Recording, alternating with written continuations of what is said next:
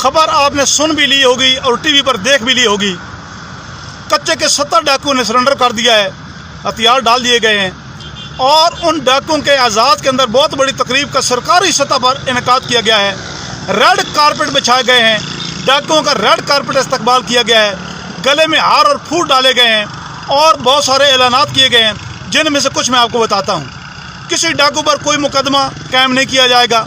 जो उन्होंने अगवा किए, जो कत्ल किए, जो डाके डाले, जो जुल्म और ज्यादती की, सारी की सारी माफ़ कर दी गई है।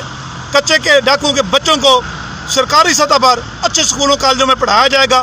रिहाइश के लिए 5 मर्ला से लेकर 1 कनाल के मकान और प्लाट दिए जाएंगे और कच्चे के डाकुओं के घर वालों की बेनज़ीर इनकम सपोर्ट से मदद की जाएगी।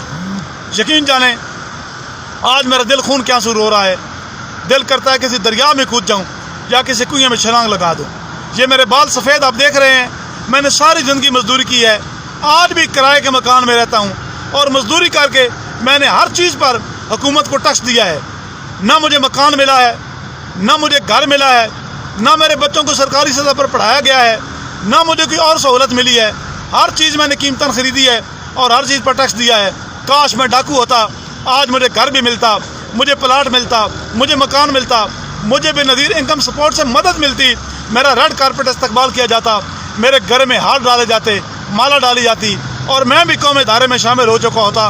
लेकिन सब कुछ मेरे साथ नहीं हुआ, इसलिए कि मैं डाकू नहीं था। खबर आपने सुन भी ली होगी और टीवी पर देख भी ली होगी। कच्चे के 70 डाकुओं ने सरेंडर कर दिया है, हथियार डाल दिए गए हैं और उन डाकुओं के आज़ाद के अंदर बहुत बड़ी तकरीब का सरकारी सतह पर इनेकाद किया गया है। रेड कारपेट बिछाए गए हैं, डाकुओं का रेड कारपेट इस्तकबाल किया गया है, गले में हार और फूल डाले गए हैं और बहुत सारे ऐलानात किए गए हैं, जिनमें से कुछ मैं आपको बताता हूँ। किसी डाकू पर कोई मुकदमा कायम नहीं किया जाएगा।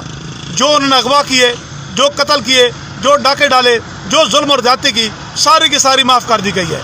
कच्चे के डाकुओं के बच्चों को सरकारी सतह पर अच्छे स्कूलों कॉलेजों में पढ़ाया जाएगा। रिहाइश के लिए 5 मर्ला से लेकर 1 कनाल के मकान और प्लाट दिए जाएंगे और कच्चे के डाकुओं के घर वालों की बेनज़ीर इनकम सपोर्ट से मदद की जाएगी। यकीन जानें, आज मेरा दिल खून के आंसू रो रहा है। दिल करता है किसी दरिया में कूद जाऊं या किसी कुएं में छलांग लगा दूं। ये मेरे बाल सफ़ेद आप देख रहे हैं। मैंने सारी ज़िंदगी मजदूरी की है, आज भी किराए के मकान में रहता हूं और मजदूरी करके मैंने हर चीज़ पर हुकूमत को टैक्स दिया है।